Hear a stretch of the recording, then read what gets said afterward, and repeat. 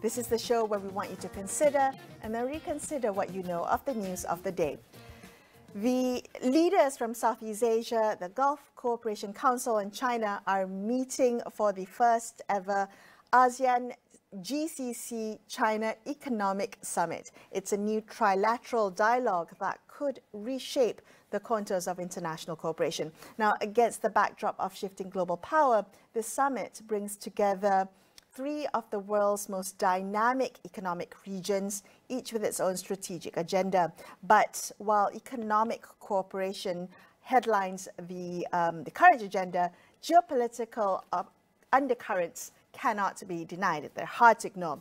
So what does this new triangle of cooperation say about the future of power, partnership and influence across Asia and the Middle East? Well, joining me now to help unpack this is geostrategist Dr. Oh Isan, who's a senior fellow at the Singapore Institute of International Affairs and the principal advisor of Pacific Research Centre, Malaysia. Isan, good to have you on the show. Thank you so much for joining me. I'm wondering what you think about this convening of the inaugural ASEAN-GCC-China Economic Summit. What does it signal to you, Isan, about the shifting dynamics of global power? Well, number one, it's a very bold and innovative move on the part of ASEAN in general, but Malaysia specifically, because ASEAN is indeed bringing together two of the most, as you said, dynamic, at least economic players in the world.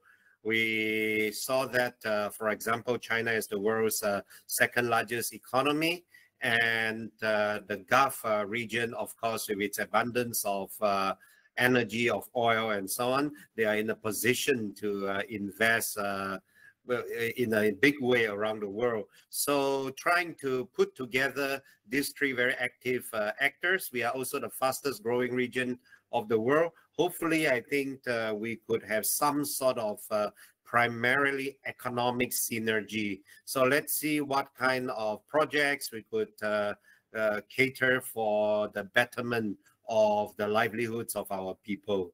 Right. So when you say primarily economic synergy, do you think this is really all about kind of pragmatic economic cooperation, or is there a broader geopolitical signaling about, about purpose in an increasingly multipolar world? Well, you saw the American President Donald Trump having only recently, like 2 weeks ago, visited some of the major members of the Gulf Cooperation Council, right? Saudi Arabia, Qatar, and the UAE. So, and they roll out not only red carpets, but purple carpets to welcome him. So you could see that these countries, they are not taking sides. They are, on the one hand, very welcoming of President Trump and trying to work with the Americans, invest in America and having the American transfer of technology on the one hand. On the other hand, they also did not hesitate 2 weeks later to reach out to us and to China to also try to work something out.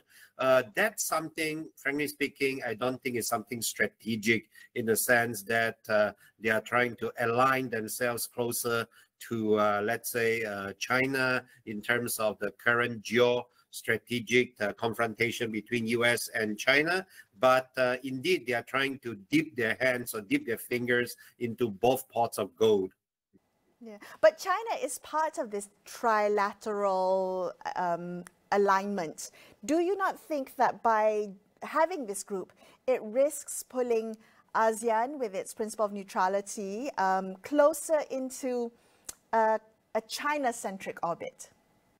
Well, if China is willing to invest more, to buy more from us, frankly speaking, I don't think a lot of Southeast Asian countries mind being so-called drawn into the China-centric circle. But of course, in recent years, China, especially after the pandemic, has slowed down a lot in terms of the scale and scope of its investments and trade and so on. So for at least us, for Southeast Asia, for ASEAN in particular, if you want to win our hearts and soul, if you want us to be closer to you and not to your rival, well, then the best thing is to trade with us more and to invest more in us. If you could do that, yeah, I don't think we mind, frankly speaking.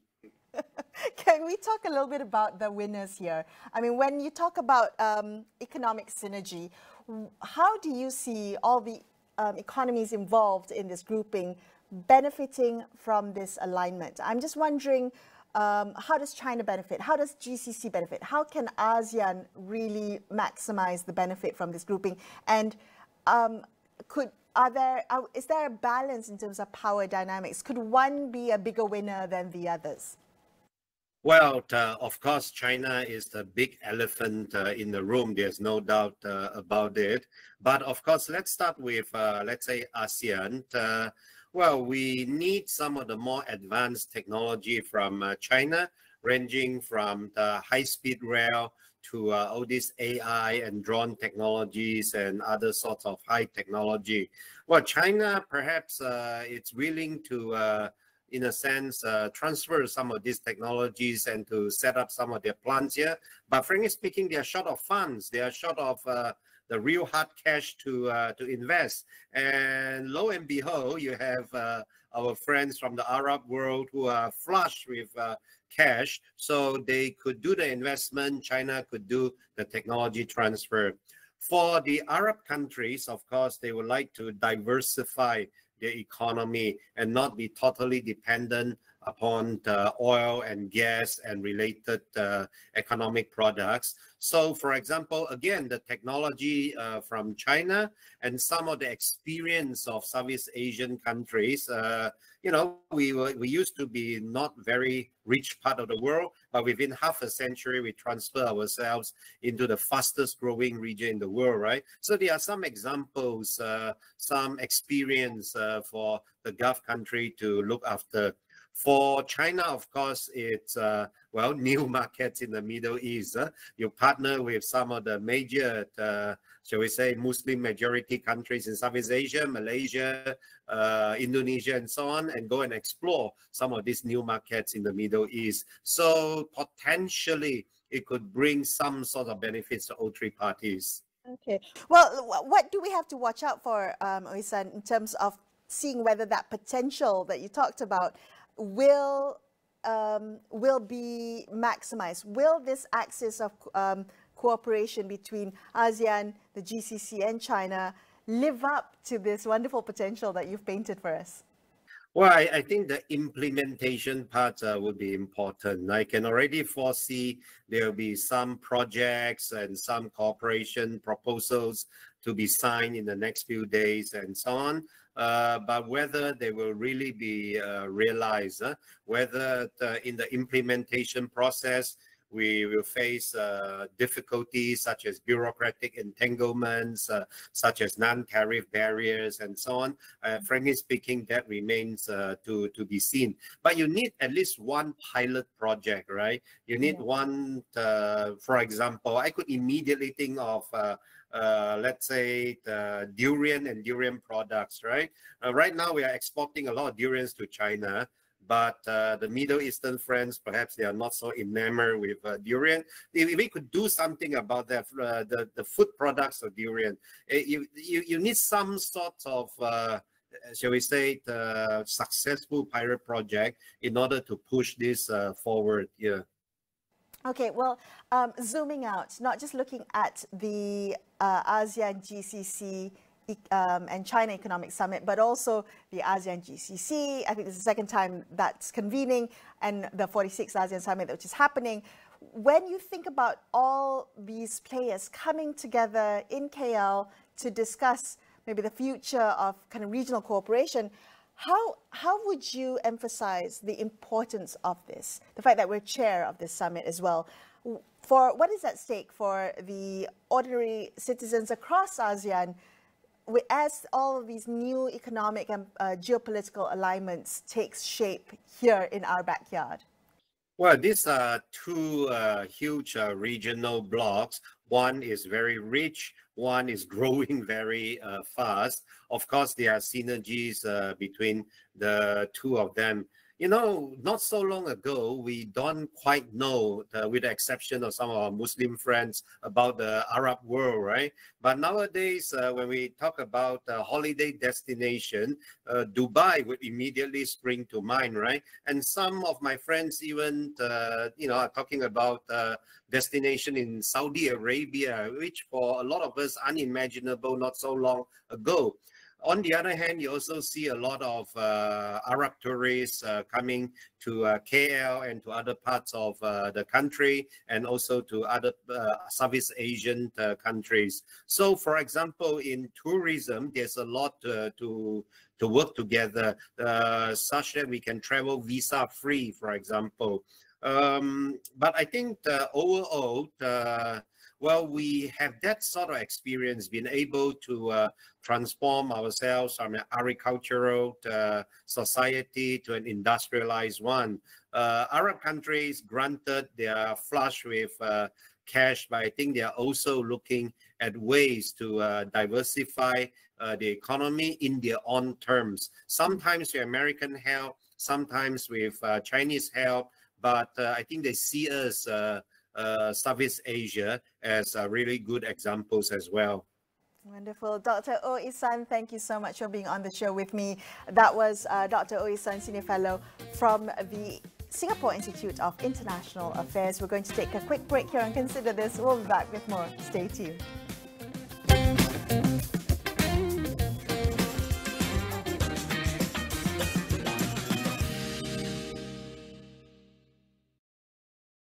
Nak semua benda ni, kena berduit tau. Tapi mampu ke bagi orang ni? Alia ni, asyik stream je. Tak habis ke duit beli internet? Cukup, harga mampu bilik je. Ha, Sabrina, tiap hari makan sedap-sedap. Tekan tebus je. Daniel, naik taraf lagi. Kan dapat telefon percuma. Hotlink, pilihan utama geng bijak berbajet. Tukar sekarang. Sayang, I love you.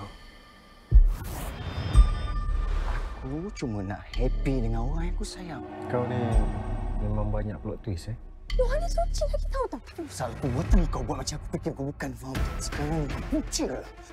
Sabar, tak sampai 5 minit. Kita nikah pada humbut tu. Wah, nak masuk syurga ke masuk neraka? Dia bukan syurga. Di Astro Ria dan Astro Go. Satu semangat, satu perjuangan. Maruah negara menjadi taruhan. Pertembungan dua benua. Malaysia menentang Cape Verde secara langsung di Astro Arena Bola dan Astro Go. Perusahaan kecil dan sederhana, impian besar. Jiwa SME Astro AWANI kembali menjelajah Malaysia. Dari Ipoh ke Kota Kinabalu, dari Melaka ke Lembah Kelang. Sesi pitching, pameran produk dan dialog bersama pemimpin industri serantau. Dapatkan inspirasi, ilmu dan peluang untuk kembangkan perniagaan anda semuanya di bawah satu bumbung. Kerana inilah medan impak sebenar. Jiwa SME menjana impak, inovasi digital.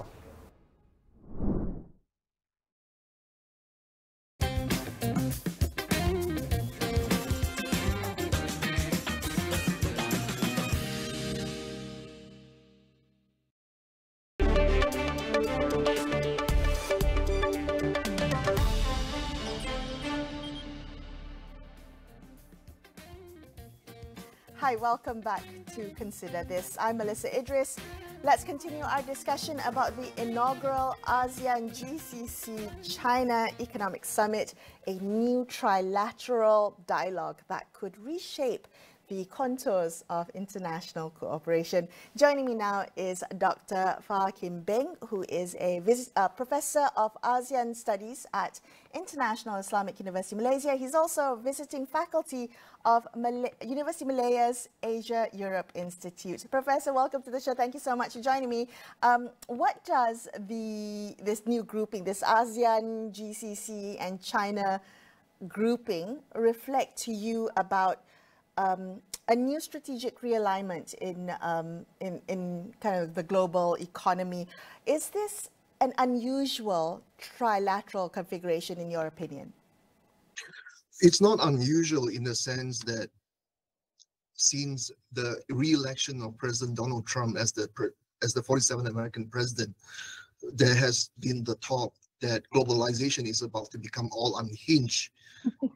As and when you have that noises behind the background, one also has to keep in mind that precisely because of globalization, the world over the last 30 years has become regionalized in different forms and in different parts of the political geography.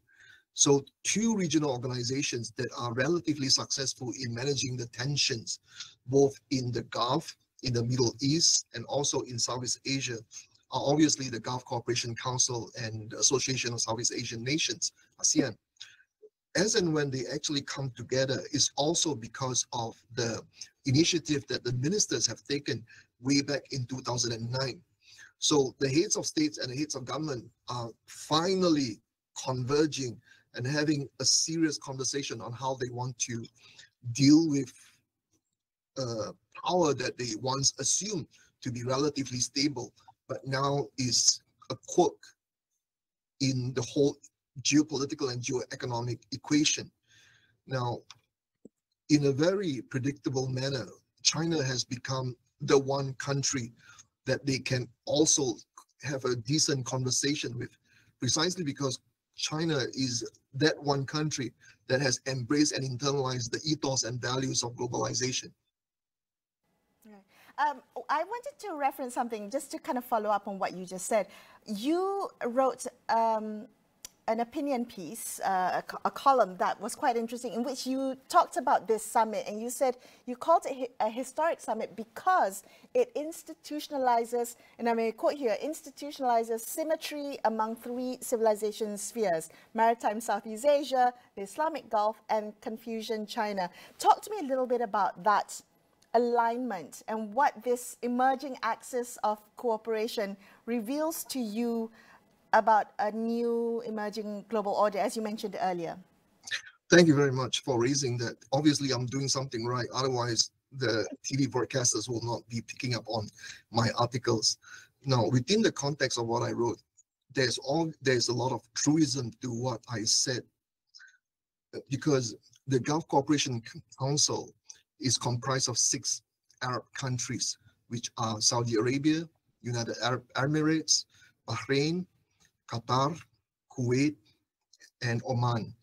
To the degree that we can refer to these 6 countries as a snippet or as a very abbreviated version of the Islamic world, then we can say that this is actually an Islamic civilization reaching out to the east. Now, when I refer to the east, I'm mainly referring to the combo of Southeast Asia, which is ASEAN and also China. Now, that having been said, we also have to be quite aware of the fact that historically, the Silk Road is actually a historical two-way street between both the West and the East, to the degree that the Arab and Islamic world has saw light at the end of the tunnel and wants to work more closely with the Far East and even the Association of Southeast Asian Nations. There is that confluence and also resurgence, revival of what their ancestors and our ancestors have been doing for thousands of years, leading to the personification of Silk Road. Right. So there's definitely a kind of historical element here, but there is an unlevel playing field, if I may, with this trilateral arrangement. Who do you think benefits the most from this alignment? Who's the big winner here, if I may ask? Well, the big winner here is actually everyone, at the risk of being cliche. The reason why I said that is because as and when you reach out and try to position your own region or even your respective countries in a better light within the context of what is going on in Washington, D.C. right now, which is a lot of furniture and moving parts all over, then obviously you are injecting a high degree of predictability and policy accountability. So when you have that kind of sober and rational policy-driven dialogue, it helps that you will be one of the first beneficiary. But we also have to keep in mind that the likes of President Donald Trump all of a sudden also discovered the importance of Gulf Cooperation Council and reached out to Saudi Arabia, Qatar, and United Arab Emirates. And his perception is that he has actually succeeded in getting the Grand Hall verging on close to maybe $1 trillion worth of investment, although the precise figure has to be verified further because you are dealing with someone who has a tendency of playing around with large numbers. Right. Right. Yeah. Can I ask you about that? What do you make of Donald Trump's three-nation tour to the Gulf region? Do you think that reflects now the Gulf states are in sync with the U.S. on some of the region's biggest issues? Well, to a large extent, it also reflects what we are discussing right now, which is the likes of some countries going east. So in this case, very ironically, you have the United States, the most powerful nation supposedly on the world, on the planet Earth, trying to reach out to the east in order to enlist them to invest in the United States in the form of more investment from their own sovereign funds. So is this a strategic realignment? It is, but then it is being calibrated in such a form that it is the West reaching out to the East for further financial investment and infusions of liquid fund. Okay. Well, Professor Phar, I have to ask you, when you say that this is a win-win for everyone, the big player in this trilateral arrangement is China. It's an economic superpower we cannot deny. Do you think there is a risk of China becoming the primary agenda setter here? That, in fact, what this is doing is really kind of moving all of these regional economic blocs closer to a China-centric orbit? Well, if we are moving in the direction of a China-centric order or orbit, is strictly because the United States has gifted China various political gifts that even the East itself, or perhaps China itself, wasn't expecting, in terms of the policy gaps, in terms of banning students from going to their leading institutions of learning, and also imposing universal tariffs on friends and foes alike. When you resort to all that form of extremist measure, obviously someone is going to gain, and that someone is precisely the nation that knows how to hold itself in a very composed, calm, and collected manner. And for the moment right now, that country seems to be China. Okay, well, what are you watching out for in the months ahead to see if this cooperation, because this is the inaugural economic summit, hopefully we'll see more cooperation come out of this, but what are you looking out for to see if it will live up to all the potential, all the hype that we're hearing about having this, this new axis of cooperation? If we were to refer to the first GCC and ASEAN summit way back in October 10 and 11 in 2023, we can actually see two distinct styles of diplomatic outcome and product. If we were reading the press release of Gulf Cooperation Council back then, the language can be rather verbose and long and lengthy. But if we were to focus on what ASEAN actually produced at that meeting in Riyadh, Saudi Arabia, it's actually very pithy, very precise, and very purposeful. Now, when you have the potential marriage of these two distinct styles of diplomacy, then obviously there is some kind of confluence and combustion that can actually lead to very empirically driven and policy-specific outcome. So we are looking for that sign that the diplomats, the leaders, and the heads of states actually know how to drive and shepherd the process forward, in spite of the hype that you hear. Well, very exciting times in a shifting global order. Dr. Phar, thank you so much for being on the show with me today. Dr. Phar Kim Beng there, wrapping up this episode of Consider This. I'm Melisa Idris, signing off for the evening. Thank you so much for watching, and good night. you.